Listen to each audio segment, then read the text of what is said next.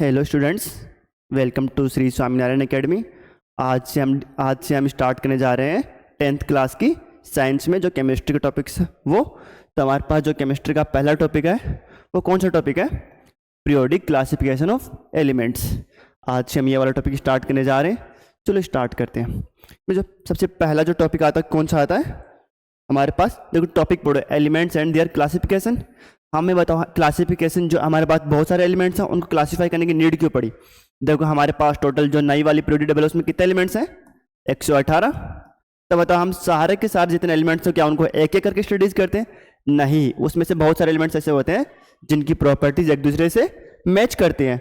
तो जो हमारे जो सिमिलर प्रॉपर्टीज के जो एलिमेंट्स होंगे उनको हम एक साथ पढ़ेंगे और इसी को हम क्या बुलाते हैं? Classification of elements. Classification of elements. अब हमारे पास ऐसा तो है नहीं कि एक साइंटिस्ट आया और उसने बता दिया कि हम ऐसे ऐसे करके सारे एलिमेंट्स को पढ़ेंगे। नहीं, तो सबसे पहले जो साइंटिस्ट आया था वो कौन था? वो साइंटिस्ट था हमारे पास डोबेराइनर। और डोबेराइनर ने क्या बताया था? डोबेराइनर ने बताया था ट्रायड। अभी ट्रायड वर्ड का मीनिंग क्या? ट्रायड का मीनिंग है सिंपल ग्रुप ऑफ 3 एलिमेंट्स। तो इसने क्या बताया था कि जब भी हमारे पास ग्रुप ऑफ 3 एलिमेंट्स यानी कि डोबेराइनर ने बताया था कि इसने अपने क्लासिफिकेशन में ऐसे बताया था कि इसने ना ऐसे 3 एलिमेंट्स के बहुत 3 से 4 ग्रुप बनाए थे और एक ग्रुप के अंदर जो मिडिल वाला एलिमेंट होगा, जो उसका जो एटॉमिक वेट होगा, जो बाकी अदर 2 एलिमेंट्स होंगे उनके मीन के इक्वल होगा। मीन्स यानी कि एक, चलो इसका एग्जाम्पल ले लेते हैं ना। इसने मानो कि हमारे पास इसने 3 एलिमेंट लिए ए बी सी। इसका स्टेटमेंट क्या था कि जो सेंट्रल वाले एटम का जो एटॉमिक वेट होगा वो क्या होगा? जो अदर 2 एलिमेंट होंगे उनके मीन के इक्वल होगा। यानी कि इसका एटॉमिक वेट कितना होगा बताओ? एटॉमिक वेट कितना होगा इसका? कितना होगा? ए प्लस सी बाई 2। ये क्या है? इनका मीन है ना। यानी कि जो सेंट्रल वाला एलिमेंट होगा उसके मीन के इक्वल होगा। चलो इसका एक एग्जांपल करते हैं। यानी कि इसका जो पहला एग्जांपल देखते हैं। चलो देखो इसका जो पहला एग्जांपल था कौन सा था? इधर देखिए, जैसे कि इसने ना बहुत सारे एलिमेंट्स बताए थे, 3 से 4 इसने ग्रुप बनाए थे। इसमें जो पहला वाला ग्रुप था तो कौन सा था? इसने जो पहला ग्रुप बनाया था कौन सा था? Lithium, sodium and potassium. इन तीनों के एटॉमिक वेट कितना होता है बताओ? लिथियम में कितना होता है? 7 होता है। और सोडियम कितना होता है? 23। एंड पोटेशियम कितना होता है? 39। यानी कि आप जो डोबेराइनर ने बताया था वो वाला स्टेटमेंट यहाँ अप्लाई करेंगे ना। सेंट्रल वाले एटम का एटॉमिक वेट किसके इक्वल होना चाहिए? बाकी 2 जो एलिमेंट है उनके एटॉमिक वेट के मीन के इक्वल होना चाहिए। चलो निकालो। यानी कि atomic weight of sodium is equals to इन दोनों के मीन के इक्वल होना चाहिए। करो, 7 प्लस 39 डिवाइड करेंगे 2 से, कितना आएगा? ये कितना बना हमारे पास? 46 बनाना, डिवाइड बाई 2 23। बताओ जो बीच वाला एलिमेंट के इक्वल आ रहा है कि नहीं आ रहा? आ रहा है ना। यानी कि जो डोबेराइनर ने स्टेटमेंट दिया था वो सही स्टेटमेंट था बिल्कुल।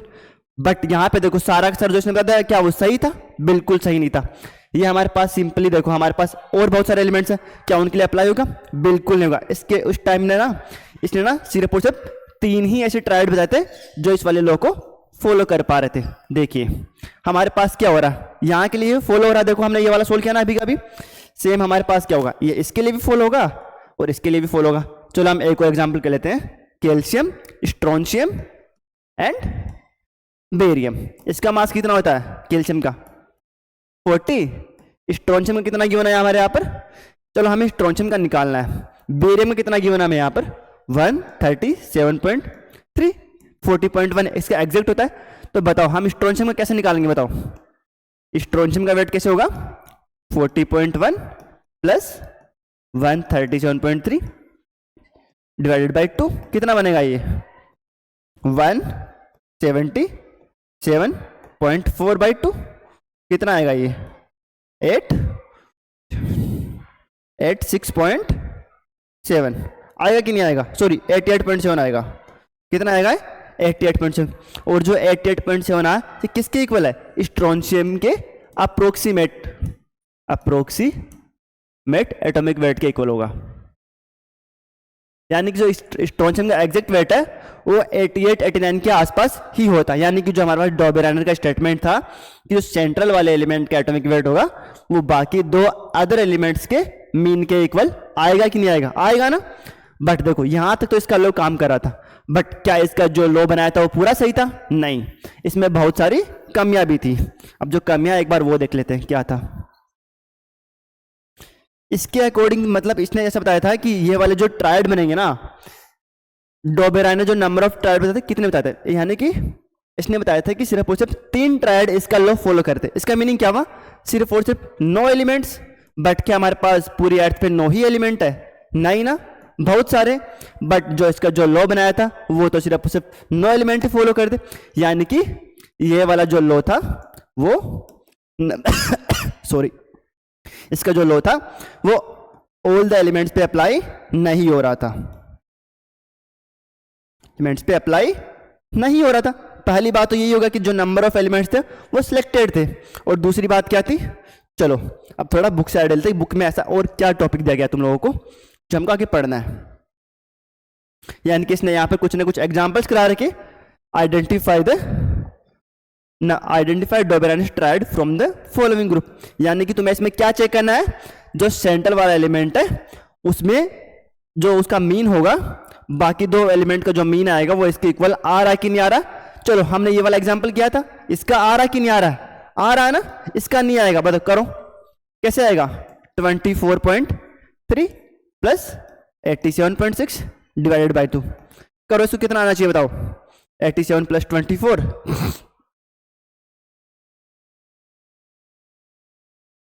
ये 112 111 112 के इक्वल आएगा, डिवाइड बाई 2 करो 56 आएगा। क्या हमारे पास ये सही है? यानी कि पहला स्टेटमेंट तो गलत हो गया।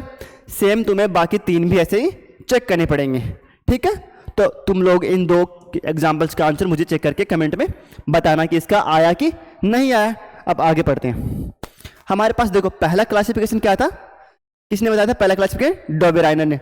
अब हमारे पास जो डॉबेराइनर था उसके अकॉर्डिंग था हमारे पास यहीं पे खत्म होना जाने थे क्लासिफिकेशन। बट क्यों नहीं हुआ? क्योंकि उसके अकॉर्डिंग सिर्फ और सिर्फ जो एलिमेंट जो उस लॉ को फॉलो कर रहे थे फिक्स नंबर ऑफ एलिमेंट थे। कितने थे? सिर्फ और सिर्फ 9 नंबर ऑफ एलिमेंट से आए थे। तो क्या हमारे पास अर्थ पे सिर्फ और सिर्फ 9 एलिमेंट्स ही है? नहीं ना, ऐसा तो है नहीं। तो मतलब वो लॉ तो फेल हो गया। अब आगे भी तो हमें पढ़ना पड़ेगा ना, अदर एलिमेंट भी उनको भी क्लासीफाई करना पड़ेगा। तो डॉबेराइनर के बाद में एक जो साइंटिस्ट आया था उसका क्या नाम था? उसका नाम था हमारे पास, उसका जो नाम था वो था न्यूलैंड्स। अब जो न्यूलैंड्स ने जो बताया था अब हम उसको पढ़ेंगे। जो न्यूलैंड्स था उसने क्या बताया था? ने बताया था कि न्यूलैंड्स ऑक्टेव। इस ऑक्टेव वर्ड का मीनिंग क्या? ऑक्टेव का मीनिंग है 8th एलिमेंट। ऑक्ट का मतलब 8 होता ना, सिंपल वहीं से उठाया गया 8th एलिमेंट। यानी कि इसका जो स्टेटमेंट क्या था, इसका स्टेटमेंट ऐसे था कि जब हमारे पास जितने भी एलिमेंट्स हैं उसको हम क्या करेंगे, उनको उनके एटॉमिक वेट के ऑर्डर में रखेंगे। तो हमारे पास जो ऑर्डर बनेगा ना, तो जो हमारे पास जो 8th नंबर का एलिमेंट आएगा उसकी प्रॉपर्टीज किससे मैच करेगी? जो सबसे पहले एलिमेंट आया था उसके एटॉमिक वेट से उसकी प्रॉपर्टीज मैच करेगी। और जो लॉ बनाता है इसको क्या नाम देता है इसने? Newlands Octave. चलो हमारे पास जितने भी एलिमेंट्स हैं उनको एक बार हम उस ऑर्डर में लिखते हैं। हमारे पास सबसे पहला नंबर ऑफ एलिमेंट कौन सा था? हाइड्रोजन आता है। उसके बाद क्या आता है? हीलियम का एक बार भूल जाओ, क्योंकि हीलियम और जो जितने भी इनर्ट गैसेस थी वो उस टाइम पे हमारे पास अब तक डिस्कवरी उनकी नहीं हुई थी और वो हमको नहीं मिली थी। तो तब तक उसमें जितने हमारे पास मेटल और नॉन मेटल थे वही हमारे पास प्रेजेंट थे एनवायरमेंट में। एनवायरमेंट में तो सारे गैसेस प्रेजेंट थी और सारे एलिमेंट्स प्रेजेंट थे, बट उनका तब तक हमारे पास जो साइंटिस्ट थे उनको खोज नहीं पाए थे। तो जो नंबर ऑफ एलिमेंट्स प्रेजेंट थे उनको एक बार लिखते हैं। Hydrogen, lithium, beryllium, boron, carbon, nitrogen, oxygen. हमारे पास कितने हुए? 1 2 3 4 5 6 7। अब देखो मैंने क्या बताया था कि जो हमारे पास 8th एलिमेंट आएगा उसकी प्रॉपर्टीज किससे मैच होनी चाहिए? फर्स्ट से। तो हमारे पास नीचे क्या आएगा? फ्लोरीन। और इसके पास क्या आना चाहिए? नियोन आना चाहिए। बट मैंने अभी बताया कि नियोन उस टाइम पे डिस्कवर नहीं हुआ था, तो नियोन को काउंट नहीं करेंगे। उसके बाद कौन सा आएगा? सोडियम, उसके बाद magnesium, aluminium, silicon, phosphorus, sulphur, बाद फिर से क्लोरीन आएगा। और उसके बाद फिर से हम आर्गन को काउंट नहीं करेंगे। किसको काउंट करेंगे आर्गन के बाद? कार्बन के बाद कौन आता है, सॉरी ऑर्गन के बाद कौन आता है, पोटेशियम आता है ना, और उसके बाद कैल्शियम। अब देखो हमारे पास ये वाला लॉ यहां तक फॉलो। अब इस लॉ में भी पता क्या कमियां थी, ये वाला जो न्यूलैंड्स ने जो लॉ दिया था ये सिर्फ और सिर्फ 20 एलिमेंट्स थे कि फॉलो होता था, उसके बाद ये वाला लॉ भी फॉलो नहीं हुआ, यानी कि इस वाले लॉ में कुछ ना कुछ लिमिटेशंस थी। बट क्या ये वाला लॉ हमारे पास डॉबेरानर वाला लॉ से बेटर था? ऑब्वियसली ये बेटर था। एक तो इसने क्या बताया था कि ये जो क्लासिफिकेशन था ये किसके ऊपर बेस्ड था, उनके एटॉमिक वेट के ऊपर बेसिस था, ना कि ऐसे ही कुछ एवरेज निकाल के इसने कर दिया। नहीं, इसने प्रॉपर क्लासिफिकेशन दिया। चलो हमारे पास क्या हाइड्रोजन के बाद कौन नीचे कौन आता, फ्लोरीन आता। इससे इसकी प्रॉपर्टीज मैच होती है कि नहीं होती? हमारे पास देखो हाइड्रोजन हमारे पास जो नई वाली पीरियोडिक टेबल है उसमें किसके ऊपर आता है, जो एल्कली मेटल्स होते हैं उनके ऊपर आता है ना। बट क्या उनकी सारी की सारी प्रॉपर्टीज एल्कली मेटल से मैच होती है? नहीं ना, उनकी कुछ ना कुछ प्रॉपर्टीज हमारे पास हेलोजन से मैच होती है, यानी कि ये वाली प्रॉपर्टीज इनकी मैच होगी, होती है। सिमिलरली हमारे पास देखो लिथियम के नीचे क्या आता है, सोडियम आता है, और उसके नीचे कैल्शियम, सॉरी पोटेशियम आता है। इनकी प्रॉपर्टीज तो मैच होती है ना, ये हमारे पास क्या है, एल्कली मेटल्स है ना, तो इनकी प्रॉपर्टीज में मैच होगी। सेम हमारे पास बेरिलियम हो गया, मैग्नीशियम हो गया, कैल्शियम, इनकी प्रॉपर्टीज में मैच होती है। Boron, aluminium, carbon, silicon, nitrogen, phosphorus, oxygen और सल्फर, यानी कि ये जो इसने लॉ बनाया था वो जितना इसने बताया था उतना तो सही था। बट क्या हमारे पास एनवायरमेंट में इतने ही एलिमेंट्स हैं? नहीं ना। और देखो अगर हमने इनको एटॉमिक वेट के फॉलोइंग ऑर्डर में लिखा था तो यहां तक तो आ गया। चलो इसके बाद हमारे पास क्या है, स्कैंडियम आएगा, टाइटेनियम। बट जो आगे वाले एलिमेंट्स हैं वो इसका जो एटॉमिक वेट वाला लॉ है ये उसको फॉलो नहीं करेंगे। तो मतलब इसका जो लॉ था वो यहीं तक ही इसने एक्सप्लेन कर पाया और यहीं तक इसका खत्म हो गया लॉ। अब जो मतलब 20 एलिमेंट्स तो इसने लॉ दे दिया कि हमारे पास एनवायरमेंट 20 नंबर ऑफ एलिमेंट्स है? नहीं ना, एनवायरमेंट में बहुत सारे एलिमेंट्स हैं। तो उनके लिए जो लॉ दिया वो आगे किसने दिया, वो दिया था हमारे पास मेंडेलीव ने, जो हम आगे पढ़ेंगे, मेंडेलीव्स लॉ। चलो हम इसके बारे में बुक्स में क्या दिया हुआ है वो एक बार देख लेते हैं। वही सब कुछ गिवन है, नंबर ऑफ एलिमेंट्स इसने ऐसे लिखा है। अब इसमें लिमिटेशंस देखो क्या क्या गिवन है, यहाँ पर पढ़ो एक बार। Many limitations were found in Newlands octave. पहली बात तो क्या था, this law was found to be application only up to calcium, यानी कि जो इसका लॉ था वो कैल्शियम तक अप्लाई, बताया था ना मैंने। सिर्फ कितने पे आता है, 20 तक ही फॉलो होता है ना, 20 एटॉमिक नंबर तक ही। उसका मास कितना होता है, 40 या 40.1 अप्रोक्सीमेट, ये एग्जैक्ट वैल्यू होती है। और अप्रोक्सीमेट हम कितना काउंट करते हैं, इसको 40 काउंट करते हैं। और आगे पढ़ो, Newlands fitted all the non elements in table of 7 to 8, यानी किसने बताया था, जो पहला वाला एलिमेंट होगा उसने क्या किया, 7 एलिमेंट्स ऐसे रो में रखे, और उसके बाद जो 8th एलिमेंट आएगा वो क्या करेगा, पहले के नीचे आएगा। सही है। अगला लाइन पढ़ो, फॉर एग्जाम्पल कोबाल्ट निकल, ये इसने आगे नहीं पढ़ाया था, आगे नहीं बताया था। ये वाले जो स्टेटमेंट थे वो कैसे था कि हमारे पास जो कोबाल्ट एंड निकल है इनका एटॉमिक वेट तो एग्जैक्ट इक्वल होता है। इनका एटॉमिक वेट कितना दोनों का, 59, यानी कि अकॉर्डिंग अगर इसके ये वाला ऑर्डर होना चाहिए था कि हम एटॉमिक वेट को अगर बढ़ते हुए क्रम में लिखेंगे, बट इन दोनों का एटॉमिक वेट तो सेम ही है, तो क्या ये वाले एलिमेंट्स इनका लॉ फॉलो करेंगे, नहीं करेंगे ना। तो चलो हम इसके आगे मूव करते हैं। अब देखो जो मेंडल ने जो स्टेटमेंट दिया था अपना, स्टेटमेंट क्या था इसका, सबसे इंपॉर्टेंट तो वही है, जो इसका स्टेटमेंट था वो क्या था, according to Mendeleev properties of, इसको याद करना है, properties of elements are periodic function of their atomic weight. ये बहुत इंपॉर्टेंट स्टेटमेंट है, ये तुम्हारे बोर्ड्स एग्जाम में आएगी भी। तुमको क्वेश्चन क्या कैसे पूछेगा, तुमको जो मेंडेलीव था, जो उसने लॉ दिया था उसकी स्टेटमेंट लिखो, और जो मेंडेलीव की जो पीरियोडिक लॉ था उसके मेरिट्स लिखो और डीमेरिट्स लिखो। सबसे पहला क्वेश्चन तो यही बनेगा। तो स्टेटमेंट क्या था उसका, properties of the elements are periodic function of their atomic weight, यानी कि जो हमारे पास जो एलिमेंट्स की प्रॉपर्टी जो किस पे डिपेंड करती है, उनके एटॉमिक वेट पे डिपेंड करती है। ये क्या था, उसका स्टेटमेंट था। अब चलो अब हम इसके बारे में थोड़ा सा पढ़ते हैं कि उसने ऐसा लॉ बनाया तो उसकी कुछ मेरिट्स और डीमेरिट्स भी होगी। तो उसने क्या किया, जितने भी हमारे पास नंबर ऑफ एलिमेंट्स प्रेजेंट थे उनको एक पीरियोडिक टेबल में लिखा, और जितने भी एलिमेंट्स था उनको उनके एटॉमिक वेट के ऑर्डर में उसने, जितने भी पूरे प्रॉपर सारे एलिमेंट्स थे उनको उसी ऑर्डर में लिखा। तो हमारे पास जितने एलिमेंट देखो, इनकी सबसे पहले एक बार इनकी पीरियोडिक टेबल देखते हैं कैसे आई थी। देखो हमारे पास जो हाइड्रोजन, लिथियम, सोडियम, यानी कि जो सेम एलिमेंट थे वो एक ही रो में आ रहे हैं। यानी कि जो इसने क्या बताया था, हाँ इसने सबसे पहले एक चीज होती थी, इसने जो पीरियोडिक टेबल बनाए थे उसमें इसने क्या नाम वर्ड यूज किए थे, ग्रुप एंड पीरियड। इसका मीनिंग क्या होता, इसने ग्रुप वर्ड किसके लिए यूज किया था, जितने भी नंबर ऑफ कॉलम्स थे, कॉलम्स, एंड पीरियड वर्ड किसके लिए यूज किया था, रोज के लिए। यहां पे देखो इसमें कितने नंबर ऑफ ग्रुप हुए बताओ, 1 2 3 4 5 6 7 8, यानी कि हमारे पास जो मेंडेलियो की टेबल थी उसमें कितने नंबर ऑफ ग्रुप्स थे, 8, और रोज कितनी थी बताओ, 1 2 3 4 7 12 रोज थी हमारे पास।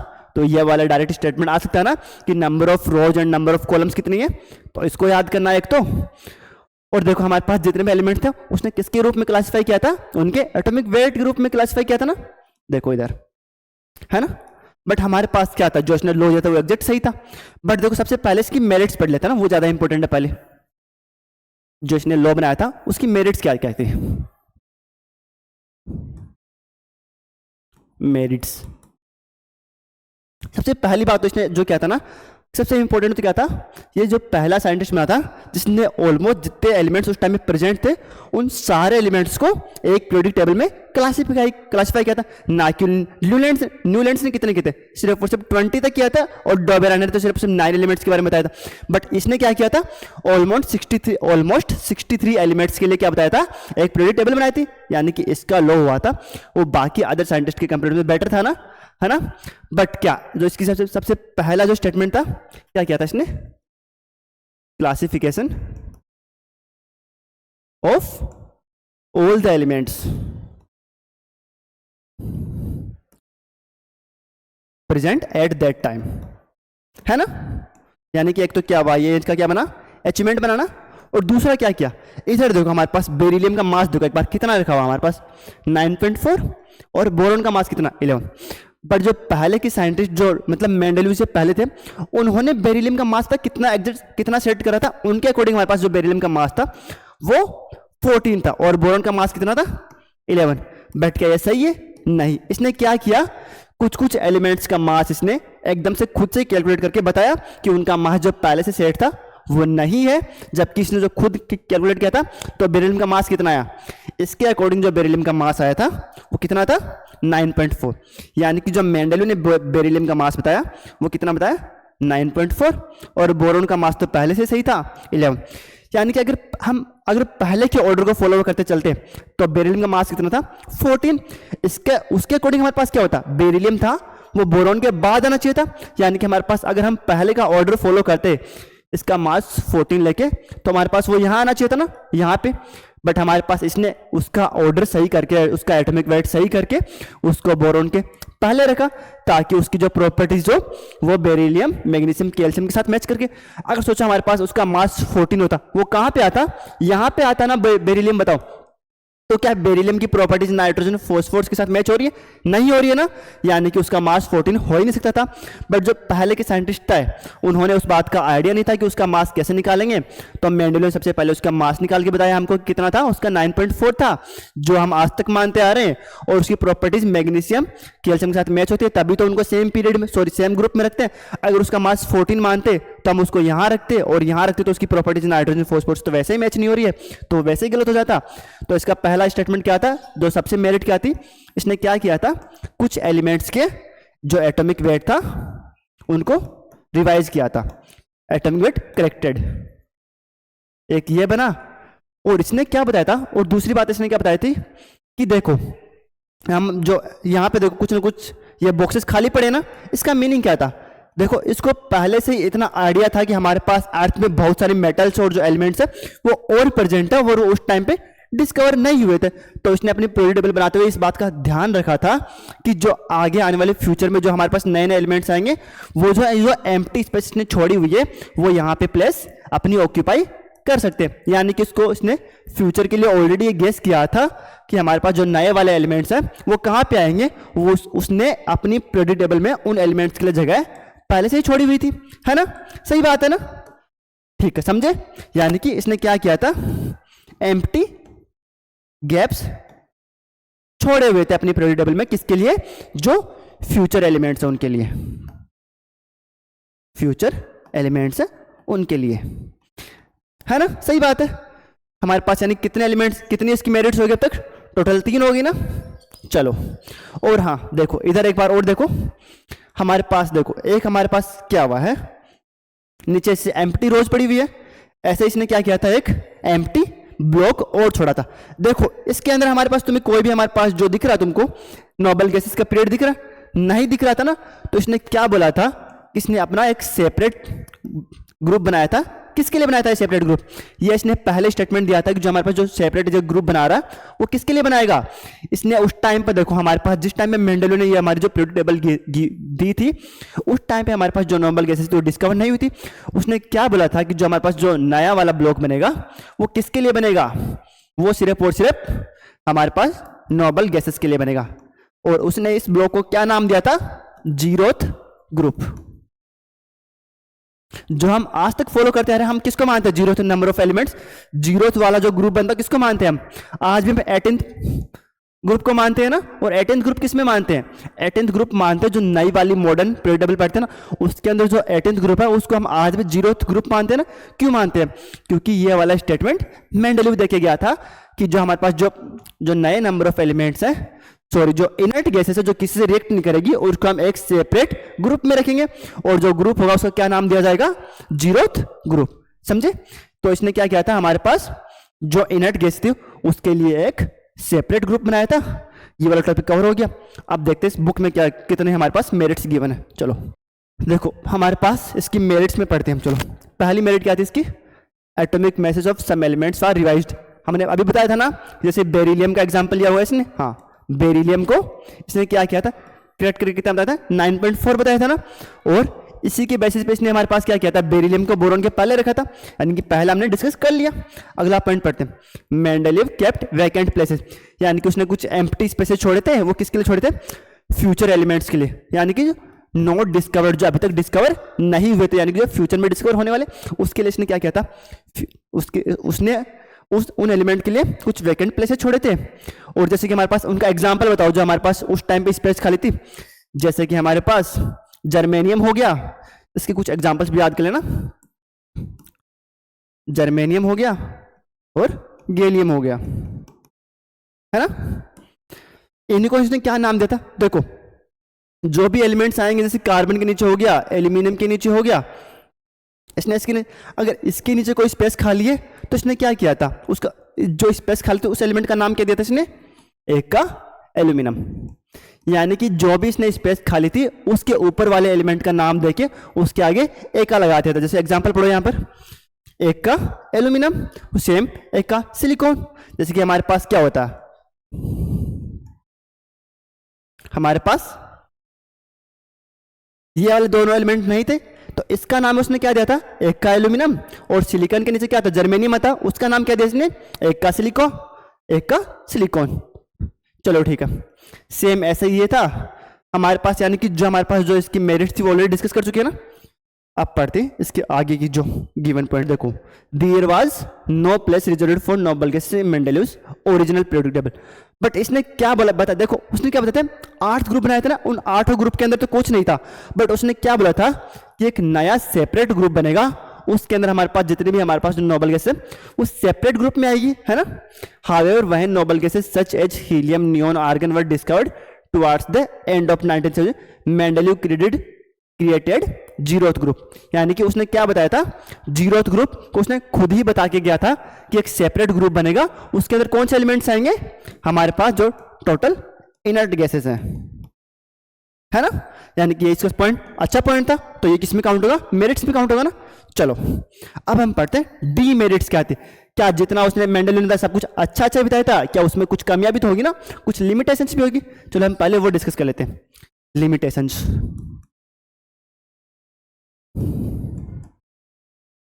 सबसे बड़ी लिमिटेशंस क्या थी हमारे पास, सिंपल देखो एक ही एलिमेंट है हमारे पास, कौन सा एलिमेंट मानते हैं, कोई भी एलिमेंट मान लो, हाइड्रोजन हमें एक एलिमेंट मानते हैं, इसके क्या डिफरेंट डिफरेंट आइसोटोप्स हो सकते हैं, हो सकते हैं। पहला आइसोटोप्स क्या होता है, प्रोटियम, ड्यूटेरियम एंड ट्राइटियम। अब देखो पहली बात तो आइसोटोप्स क्या होते हैं, आइसोटोप्स का मीनिंग होता है, एक बार रुको कलर चेंज करते हैं एक बार, आइसोटोप्स, आइसोटोप्स क्या होता है हमारे पास, जो न्यूक्लियस होता है हमारे पास, उनका हमारे पास मास डिफरेंट होगा, बट जो हमारे पास नंबर ऑफ प्रोटॉन्स सेम होंगे। अब नंबर ऑफ प्रोटॉन सेम होने का मीनिंग क्या हुआ? जिनका एटॉमिक नंबर सेम होगा, सेम एटॉमिक नंबर। इनको हम क्या बुलाते हैं? आइसोटोप बुलाते हैं। देखो हमारे पास क्या, हाइड्रोजन हाइड्रोजन हाइड्रोजन, सबका एटॉमिक नंबर तो एक ही है ना, बट सबका मास डिफरेंट है। बट अकॉर्डिंग अगर हम मेंडेलिव के अकॉर्डिंग सोचेंगे तो उसने क्या किया था? सारे के सारे एलिमेंट्स को क्या किया था? उनके एटॉमिक ऑर्डर में लिखा था। अगर एटॉमिक ऑर्डर को फॉलो करेंगे तो इसका मीनिंग तो जितने भी आइसोटोप्स है वो सेपरेट एलिमेंट्स होने चाहिए था, बट ऐसा नहीं है ना। एलिमेंट्स हमारे पास हाइड्रोजन ही है और इनकी प्रॉपर्टीज एक दूसरे से मिलती है, बट अकॉर्डिंग हम मेंडेलिव के चलेंगे तो क्या होगा? इन तीनों की प्रॉपर्टीज डिफरेंट आनी चाहिए, और ये तीन क्या है? एक सेपरेट एलिमेंट है, बट ऐसा नहीं है ना। तो मीनिंग इसका हमारे पास जो पहले लिमिटेशन से बनी क्या था? इसने हमारे पास आइसोटोप्स को एक्सप्लेन नहीं किया था, आइसोटोप्स को एक्सप्लेन नहीं किया था। अदर एलिमेंट्स को सोचो, हमारे पास देखो एक और होता है हमारे पास एग्जांपल, कोबाल्ट एंड निकल का एग्जांपल लेते हैं। इन दोनों का मास पता कितना होता है? इनका एटॉमिक मास होता है 59, इसका भी होता है 59।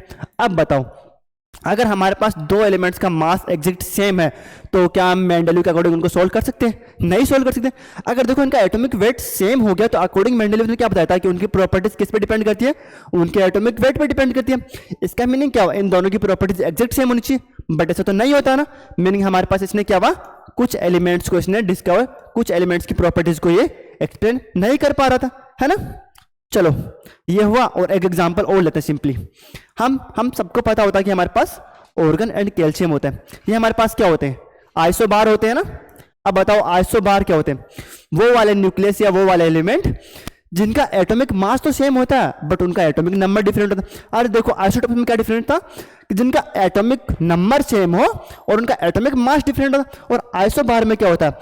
जिनका एटॉमिक मास सेम हो और एटॉमिक नंबर डिफरेंट हो। इन दोनों का मास कितना होता है? 40 होता है। अब बताओ हमारे पास दो डिफरेंट एलिमेंट है, उनका मास सेम हो रहा, बट क्या उनकी प्रॉपर्टी सेम हो सकती है? बिल्कुल भी नहीं हो सकती। यानी कि सेम हमारे पास क्या आया? ऑर्गन एंड कैल्शियम का एग्जाम्पल आया, जिनका मास 40 था बट उनकी प्रॉपर्टी तो डिफरेंट थी।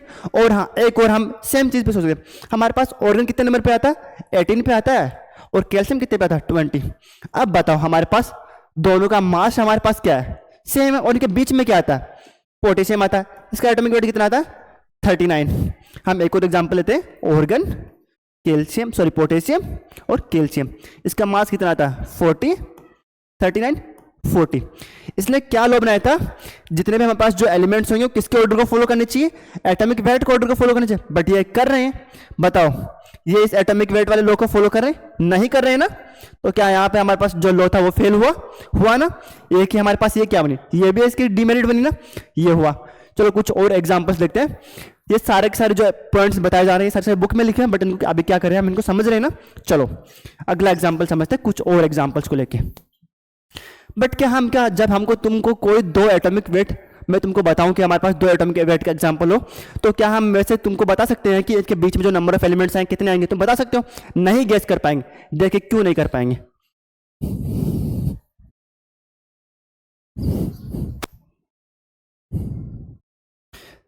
देखो हमारे पास सिंपल लेते हैं हम बेरिलियम और बोरॉन। इसका मास कितना होता है? 9, 11। अब मैं तुमको सीधा ऐसे नाम ना देके सीधा ऐसे बताता हूँ, दो एलिमेंट हमारे पास प्रेजेंट है नेचर में, उनका एटॉमिक वेट है 9 और 11।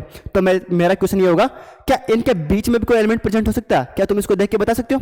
नहीं बता सकते। अकॉर्डिंग हम अगर गेस मानना चाहेंगे तो हम ऐसे भी तो सोच सकते हैं कोई एलिमेंट ऐसा होगा जिसका एटॉमिक वेट 10 होगा, बट ऐसा तो कोई एलिमेंट हो ही नहीं सकता। यानी कि हम ऐसा डिस्कस नहीं कर सकते कि हमारे पास जो नंबर ऑफ, अगर हमको दो एलिमेंट्स के नंबर ऑफ एलिमेंट्स उनके एटॉमिक वेट पता हो और हम उनके बीच में कौन सा एलिमेंट आए, क्या हम उसको डिस्कस कर सकते हैं? नहीं बता सकते ना। यानी कि एक तो यही हो गया, और यही तो होता है जब हम एफ ब्लॉक एलिमेंट्स को पढ़ते हैं तो उनके एटॉमिक वेट में बहुत ज़्यादा वेरिएशन होता है, और अगर उनमें वेरिएशन होगा तो हम ये बता ही नहीं पाएंगे और गेस ही नहीं कर पाएंगे कि दो एलिमेंट्स के बीच में कितने एलिमेंट्स प्रेजेंट होंगे। तो ये भी क्या हुआ? डीमेरिट। अगर सिंपल सोचो ना, हम देखो हम नई वाली मॉडर्न टेबल पढ़ते हैं, उसमें हम क्या मानते हैं? जो भी हमारे पास जो एलिमेंट्स होते हैं उसको कैसे पढ़ते हैं? उनको एटॉमिक नंबर के अकॉर्डिंग पढ़ते हैं। अब मानो हम बेरिलियम और बोरॉन का एग्जाम्पल फिर से लेते हैं। इसका एटॉमिक नंबर कितना होता है? 4 होता है, 5 होता है। अब मैं तुमसे पूछता हूँ, 4 और 5 एटॉमिक नंबर के जो एलिमेंट है उनके बीच में कोई एलिमेंट आ सकता है? तुम सीधा ही बता सकते हो, बिल्कुल भी नहीं आएगा। अरे 4 और 5 तो कंटिन्यू आता है, किसी का एटॉमिक नंबर 4.5 कैसे हो सकता है? बिल्कुल नहीं हो सकता ना। अरे हमारे पास जो एटॉमिक नंबर है फ्रैक्शन में नहीं होता ना, तो ये तो वैसे ही फेल हो गया। यानी कि जो नई वाली पीरियोडिक टेबल था उसने जो पुरानी वाली लिमिटेशंस थी मेंडलीव की वो वाली सोल्व की ना इसने, यानी कि मेंडलीव के अंदर ये क्या थी, उसकी लिमिटेशंस थी। अब हम बुक में देखते हैं कुछ नई लिमिटेशंस तो नहीं गिवन है जो हमने नहीं पढ़ी अब तक। चलो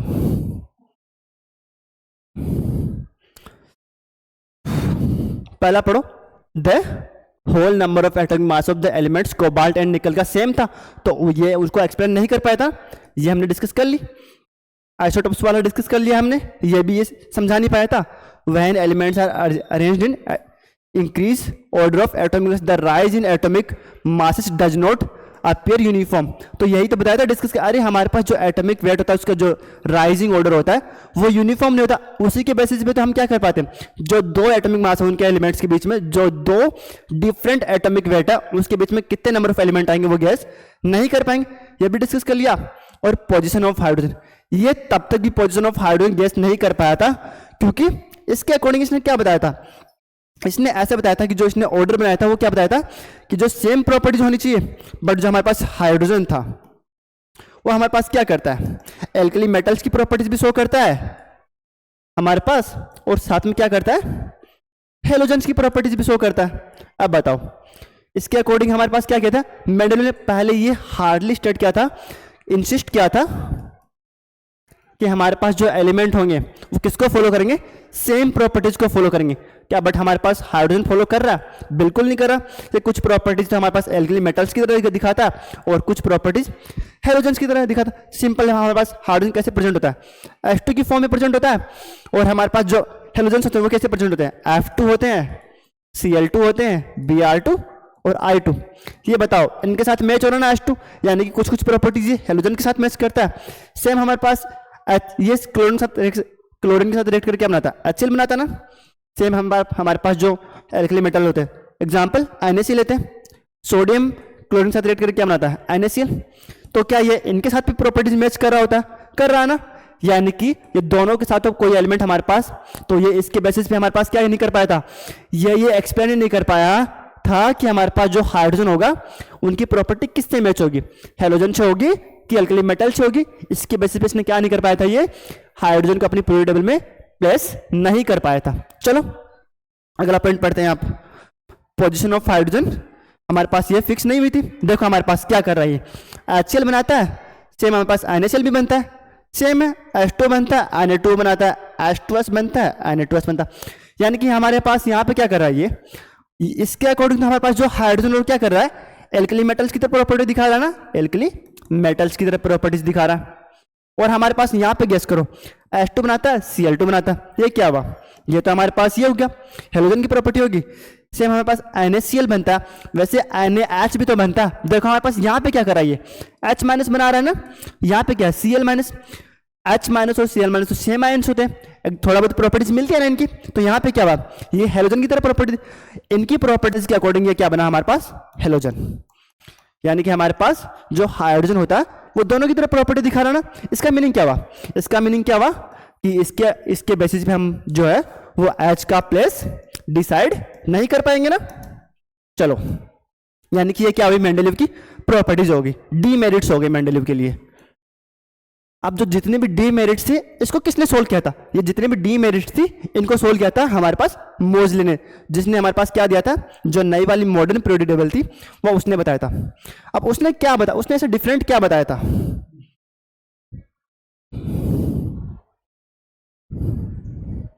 मॉडर्न पीरियोडिक लॉ हमको अब यही स्टडी कर, ये किसने बताया था, मोजले ने। ये नाम याद रखना है ना। चलो इसका जो स्टेटमेंट था वो ज्यादा इंपॉर्टेंट है। इसने क्या बताया था, जो प्रॉपर्टीज ऑफ मेटल होगी, properties of elements, sorry properties of elements are periodic function of their atomic number, ना कि एटॉमिक वेट होगा, एटॉमिक नंबर। देखो मेंडलीव ने क्या बताया था, जो प्रॉपर्टीज होगी वो किस पे डिपेंड करती है, एटॉमिक वेट पे डिपेंड करती है, बट एक्चुअली में हमने देखा था कि उसके उसके कारण क्या हो रहा था, बहुत सारे लिमिटेशन बन रही थी ना। बट हमारे पास जो मोजले है उसने क्या बताया, जो प्रॉपर्टी जो किस पे डिपेंड करेगी, उनके एटॉमिक नंबर पे डिपेंड करेगी। अगर हम प्रॉपर्टीज को एटॉमिक नंबर पे डिपेंड कराएंगे तो हमारे पास बहुत सारी प्रॉब्लम वैसे सोल्व हो जाएंगी। देखते हैं, स्टेटमेंट समझ आया ना, किस पे डिपेंड करेगी हमारे पास, एटॉमिक नंबर पे। देखो हमारे पास स्टेटमेंट गिवन में बुक में, properties of elements are a periodic function of their atomic number, ये वाला वर्ड याद करना, एटॉमिक नंबर। अब देखो हमारे पास, देखो सबसे पहले लिमिटेशन क्या थी उसकी, एक तो उसकी लिमिटेशन थी दो, अगर हमको दो एलिमेंट्स का एटॉमिक वेट गिवन हो तो हम उनके बीच में उनका क्या नहीं गेस कर पाएंगे, कितने एलिमेंट्स प्रेजेंट है। बट क्या हम ये वाली प्रॉब्लम एटॉमिक नंबर के बेस पे सोल्व कर पा रहे हैं, चलो सोल्व करो। मैं तुमको दो एटॉमिक नंबर देता हूं, 4 और 7। 4 किसका होता है एटॉमिक नंबर, बेरिलियम का। 7 किसका होता है, नाइट्रोजन का। मैं तुमसे सीधा सीधा ऐसा पूछ रहा हूं, इन दो एलिमेंट्स के बीच में कितने नंबर ऑफ एलिमेंट आ सकते हैं। तुम सीधा सीधा बता सकते हो, 5 आ सकता है और 6 आ सकता है, सिंपल है। 5 पे कौन आता है, कौन आता है हमारे पास, बोरोन आता है। 6 पे कार्बन। अगर मैं तुमको सेम मैसेज देता, बेरिलियम का एटॉमिक वेट कितना होता है बताओ, 9 होता है, और नाइट्रोजन कितना होता है, 14 होता है। अब मैं तुमसे ऐसा पूछता कि अगर तुमको दो एटॉमिक वेट गिवन है 9 और 14, अब बताओ तुम कितने नंबर ऑफ एलिमेंट्स आ सकते हैं। क्या तुम बता सकते हो, तुम ऐसे तो सोच सकते हो 10 भी हो सकता है, 11 भी हो सकता है, 12 भी हो सकता है, और 13 भी हो सकता है। बट क्या इसका मीनिंग क्या हो, हमारे पास 9 और 14 जो जो एटॉमिक वेट गिवन है उनके बीच में 4 नंबर ऑफ एलिमेंट्स आ सकते हैं। बट ऐसा तो नहीं होता, सिर्फ और सिर्फ 2 ही आते हैं, यानी कि 10 का तो कोई एटॉमिक वेट ऐसा किसी का होता नहीं है, और ना ही 11 होता है और ना ही 13 होता है।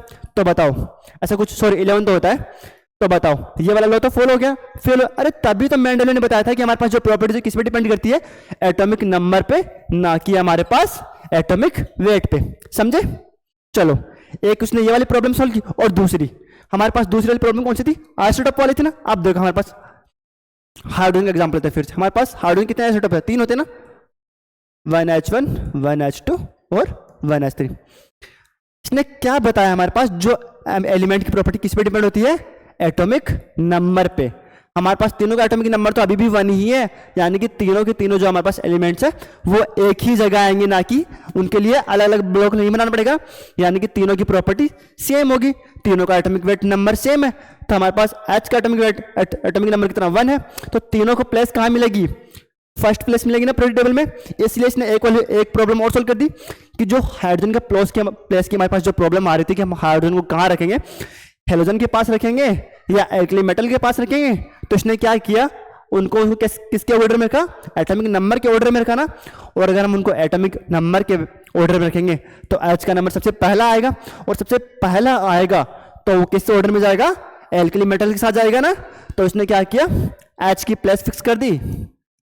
ये क्या चल रही है, उसकी मेरिट चल रही है H की प्लेस फिक्स की। और दूसरा क्या किया, उसने आइसोटोप वाली प्रॉब्लम सोल्व कर दी।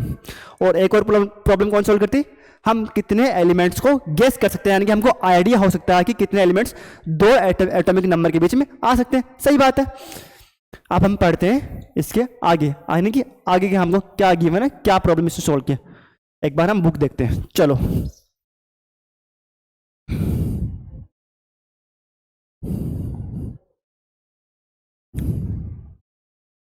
प्रिडिक्टेबल थी। अब यहां पर देखो हमारे पास मेंडलिक से कुछ रह गया था limitation. How is the problem regarding the position of cobalt और निकल। हमारे पास देखो कोबाल्ट और निकल था ना, दो एलिमेंट बताया, दोनों का मास कितना होता है 59, बट इनका एटॉमिक वेट कितना होता है 27 और 28। इसके बेसिस पे हम क्या करते, अगर मेंडलीव की तरह सोचते तो हम क्या करते, इन दोनों एलिमेंट को डिफरेंशिएट नहीं कर पा रहे थे। बट अगर हम मोजले की तरह सोचेंगे 27 और 28 इनका एटॉमिक नंबर था, क्या हम इन दोनों एलिमेंट को सेपरेट कर सकते हैं, क्या दोनों डिफरेंट एलिमेंट मान सकते हैं, होते हैं ना। तो इसने क्या किया, ये वाली प्रॉब्लम सोल्व कर दी। अगला एग्जाम्पल पढ़ो, how did the position of, ये क्या आइसोटोप है हमारे पास, सेम बताया। अगर देखो इनका एटॉमिक नंबर तो सेम ही है, अगर एटॉमिक नंबर सेम है तो जो दोनों आइसोटोप है वो कहाँ पे प्रेजेंट होंगे, 17 पोजीशन पे प्रेजेंट होगी ना। सही बात है, इसने ये वाली प्रॉब्लम सॉल्व कर दी। Can there be an element present 53 और 54। हमारे पास क्या है 53 और 54, किसके एटॉमिक नंबर है ये, क्रोमियम और मैंगनीज की। अब बताओ हमारे पास क्या इन दोनों एलिमेंट के बीच में कोई एलिमेंट आ सकता है, बिल्कुल नहीं आ सकता। क्रोमियम कितने पे आता है 24 पे आता है, मैंगनीज कितने पे आता है 25 पे। क्या इन दो नंबर के बीच में कोई ऐसा होल नंबर प्रेजेंट हो सकता है? बिल्कुल नहीं हो सकता ना। अरे 24.1 24.5 ऐसे करके थोड़ी एटॉमिक नंबर होता है, ऐसे करके नहीं होता ना। 1 2 3 4 करके आएगा, नेचुरल नंबर में होता है एटॉमिक नंबर तो। यानी कि हमारे पास यहाँ पे कोई एलिमेंट प्रेजेंट नहीं हो सकता। ये वाला एग्जाम्पल भी हो गया। अगला पढ़ो, what do you think should hydrogen be placed in the group 17 और फर्स्ट? अरे यही तो डिस्कस किया था हमारे पास। मैंने क्या डिस्कस किया था कि अगर हम उसको उनके एटॉमिक नंबर के ऑर्डर में रखेंगे तो हाइड्रोजन सबसे पहले कहाँ पे प्रेजेंट आना चाहिए? इसके अकॉर्डिंग हमारे पास जो हाइड्रोजन है वो पहले नंबर पे आना चाहिए। और अगर हमारे पास पहले नंबर पे आएगा तो उसकी प्रॉपर्टीज किससे मैच होनी चाहिए? एल्कली मेटल से। माना कि उसकी प्रॉपर्टीज हाइड्रोजन से मैच होती है, बट वो प्रीडिमिनेंट प्लेस कहाँ पे मिलेगी? उसके प्लेस तो पहले ही नंबर पे मिलेगी ना। चलो ठीक है, ये वाली प्रॉब्लम भी सॉल्व हो गई। और अगर किसी को कुछ डाउट आए तो क्या करेगा? कमेंट बॉक्स में मेंशन कर देगा, आगे उसको सॉल्व कर देंगे। अब हमें इसके आगे से कवर करना है चैप्टर को। स्टार्ट करते हैं। चलो, हमें यहाँ पे क्या पढ़ना पड़ेगा अभी? इलेक्ट्रॉनिक कॉन्फ़िगरेशन ऑफ एलिमेंट्स, यानी कि जो हमारा नेक्स्ट टॉपिक हो कौन सा है? Electronic configuration. हम कैसे लिखेंगे इलेक्ट्रॉनिक कॉन्फ़िगरेशन? यानी कि हमें क्या करना पड़ेगा इस टॉपिक में? जनरली हम करते क्या है? इलेक्ट्रॉन फिल करते हैं किसी भी एलिमेंट की सेल में। यानी कि हमारा मेन काम क्या है यहाँ पर? इलेक्ट्रॉन फिल करना किसी इलेक्ट्रॉन की किसी एलिमेंट की सेल में। अब इलेक्ट्रॉन की सेल क्या होती है? अब हमारे पास डिफरेंट सेल होती है। जैसे कि हमारे पास सेल नंबर हो सकता है 1 हो सकता है, 2 हो सकता है, 3 हो सकता है, 4 5 6 और 7। यानी कि हमारे जो मॉडर्न पीरियोडिक टेबल है उसमें टोटल नंबर ऑफ सेल्स कितनी है? 7। हम ये कैसे डिसाइड करते हैं कि 7 ही होती है? देखो हमारे वाली इधर से देखो, इस वाली जो ये वाली रो है यहाँ पे हमारे पास सेल कौन सी होगी? एन की वैल्यू कितनी बनेगी? 1। और जो सेकंड रो है उसके लिए एन की वैल्यू बनेगी 2, सेम 3 4 5 6 7 बनेगी ना हमारे पास। यानी कि एन की वैल्यू मैक्सिमम कितनी जाएगी? 7। और ये एन की वैल्यू क्या है? एन हमारे पास क्या है? Cell number. एन क्या हमारे पास? Cell number. अब हम जब भी इलेक्ट्रॉन फिल करते हैं, याद रखना, जब भी किसी सेल में इलेक्ट्रॉन फिल करेंगे तो सबसे पहले हमें उसके बारे में क्या पता होना चाहिए? उसका सेल नंबर। और याद रखना किसी सेल नंबर में कितनी सब सेल्स होती है, यह भी इंपॉर्टेंट होगा। यानी कि पहले हमें क्या ध्यान रखना है? सेल।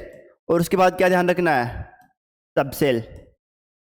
अब सब सेल क्या होती है? अब हमारे पास देखो एन की वैल्यू 1 है तो इसके अंदर कितनी सब सेल होगी? इसके अंदर सिंपल 1 ही सब सेल होगी। ये चीज़ें यहाँ से नोट डाउन करना स्टार्ट करो। सेल, इधर लिखना सब सेल। कौन कौन सी सब सेल्स होते हैं उसके अंदर? सब सेल। अब याद रखना अगर एन की वैल्यू 1 है तो कितनी सब सेल होगी उसके अंदर? एक ही होगी, उसका नाम क्या होगा? एस। हमारे पास अगर एन की वैल्यू 2 है तो उसके अंदर कितनी सब सेल होगी? 2 होगी। कौन कौन सी होगी? S and P. और अगर हमारे पास 3 सब सेल है, सॉरी 3 सेल है तो हमारे पास उसके अंदर कितनी सब सेल होगी? S P D. और हमारे पास 4 है, अगर एन की वैल्यू 4 है तो हमारे पास नंबर ऑफ सब सेल कितनी होगी? 4 होगी ना। कौन कौन सी होगी? एस पी डी और एफ। हमारे पास जनरली इतनी ही काम आएगी, होती बहुत ज़्यादा है बट जनरली काम हम एफ तक की लेते हैं। ये समझे? हमारे पास अब सुनो, हमारे पास जो नंबर ऑफ इलेक्ट्रॉन होते हैं कैसे फिल करते हैं? किसी भी सब सेल के अगर हमारे पास कोई सब सेल एस होगी, एस के अंदर कितने नंबर ऑफ इलेक्ट्रॉन आएंगे? 2। पी के अंदर कितने आ सकते हैं? मैक्सिमम 6 आ सकते हैं। डी के अंदर कितने आएंगे? 10। और एफ के अंदर कितने आएंगे? 14। हमको इतना नॉलेज पहले से होना चाहिए तभी हम किसी भी एलिमेंट का लिख पाएंगे इलेक्ट्रॉनिक कॉन्फ़िगरेशन। यानी सबसे पहले हमें क्या पता होना चाहिए? हमारे पास उस एलिमेंट में नंबर ऑफ सेल कौन सी है वो पता होना चाहिए। और दूसरा हमें क्या पता होना चाहिए? हमारे पास उनमें सब सेल कौन कौन सी है उसके बारे में हमें आइडिया होना चाहिए, फिर हम लिख लेंगे बस। अब इसके आगे चलो स्टार्ट करते हैं कैसे लिखते हैं। तुम्हारे ईज के लिए ना कि तुम जल्दी से लिख पाओ, इसके लिए एक ऑर्डर लिख लो कि हमें जब भी किसी एलिमेंट का अगर हमें उसमें इलेक्ट्रॉन फिल करना है किसी भी ऑर्डर में, हमारे मान लो एलिमेंट ई है, उसका एटॉमिक नंबर है जेड। हमारे पास सुनो, जितना उसका किसी भी एलिमेंट का एटॉमिक नंबर होगा उतने ही उसमें नंबर ऑफ इलेक्ट्रॉन होंगे ना, होंगे। अब मान लो इसके अंदर हमें कौन सा ऑर्डर याद करना पड़ेगा? 1s2 2s2 2p6 3s2 3p6। उसके बाद याद रखना यहाँ पे हमारे पास थोड़ा चेंज होगा, थोड़ा सा यहाँ पे फिर आएगा 4s2 3d10। उसके बाद कौन आएगा? 4p 6।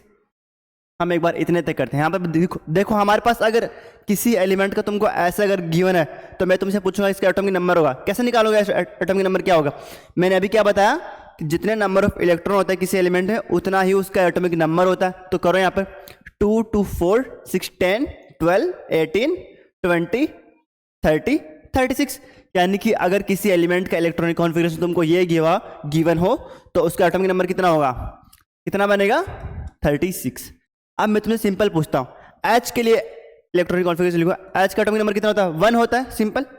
तो लिखो, बताओ पहला इलेक्ट्रॉन किस में जाएगा? यहाँ से स्टार्ट करेंगे ना, 1। हमारे पास S में कितने इलेक्ट्रॉन आ सकते बताया था ना, 2, बट हमारे पास तो एक ही है तो एक इसमें फिल कर देंगे। सिंपल लिखो। दूसरा एटम कौन सा होता है हमारे पास? हीलियम। इसका एटॉमिक नंबर कितना होता है? 2। चलो, एस के अंदर कितने इलेक्ट्रॉन आ सकते हैं? 2 आ सकते हैं ना। तो हमारे पास दोनों इलेक्ट्रॉन किस में जाएंगे? एस में जाएंगे ना, 1s2। लिथियम के लिखो, चलो लिथियम 3 पे आता है। इस बार देखो क्या होगा, हमारे पास एस में जो इलेक्ट्रॉन वो तो 2 ही आ सकते हैं ना, तो हमारे पास ये वाली सबसे वाली क्या होगी? कंप्लीट फिल हो जाएगी। अब उसकी बात क्या करें? नेक्स्ट पे जंप करेगा ना। नेक्स्ट कौन सा आता है? 2s आता है।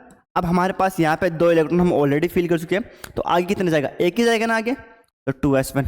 अब मैं तुमसे डायरेक्ट ऐसे पूछता हूँ, नाइट्रोजन का लिखो। नाइट्रोजन कितना होता है? 7 पे आता है ना, तो लिखो पहले में कितने जाएंगे? 2। फिर 2s में कितने जाएंगे? फिर से 2। अब देखो हमारे पास कितने जा चुके हैं? 2 2 4 तो हो चुके हैं। अब अभी भी हमारे पास 3 इलेक्ट्रॉन बचे हैं। 3 किस में जाएंगे? p में जाएंगे ना, तो वो किस में जाएंगे? 2p3 में। सिंपल है। अब मैं तुमसे पूछा डायरेक्ट नियोन का लिखो। नियोन कितने पे आता है? 10 पे आता है ना, लिखो 1s2 2s2। हमारे पास देखो 4 हो चुके हैं। अभी कितने इलेक्ट्रॉन बचे हैं? 6 बचे हैं ना हमारे पास। वो किस में जाएंगे? मैंने बताया था p में कितने इलेक्ट्रॉन आ सकते हैं? सिर्फ 6 ही आ सकते हैं ना, तो किस में जाएंगे? 2p6 में। अब अगला एग्जाम्पल करा रहा हूं तुमको। सोडियम लिखो, Na। सोडियम कितने पे आता है? 11 पे आता है ना। चलो करो, किस में जाएगा? 1s2 2s2। अब देखो p के अंदर कितने जाएंगे? 6 जाएंगे ना, 2p6। अब देखो हमारे पास कितने इलेक्ट्रॉन हुए? 2 2 4 और 6 10 हो गया। हमारे पास सोडियम कितने इलेक्ट्रॉन होते हैं? 11 होते हैं। जो अगला इलेक्ट्रॉन किस में जाएगा? मैंने सिखाया था ना, देखो 2 2 4 और 6 10। इसके बाद किस में जाएगा? सीधा s में जाएगा ना। तो देखो 3s1। समझे? सोडियम कितना बनेगा हमारे पास? ऐसे आएगा। अब तुम्हारे लिए एक टास्क है, तुम इसका लिख के बताना मुझे। तुम लोग मुझे लिख के बताओगे फॉस्फोरस 15 का और आर्गन 18 का। इनका तुम लोग मुझे लिख के बताना, ठीक है? अब हम अगला एग्जांपल डायरेक्ट करते हैं। पोटेशियम। पोटेशियम कितने पे आता है? 19 पे। चलो ठीक है। पहले 2 इलेक्ट्रॉन किस में जाएंगे? 1s में जाएंगे ना, 1s2। उसके बाद अगले 2 इलेक्ट्रॉन किस में जाएंगे? 2s में जाएंगे, तो 2s2।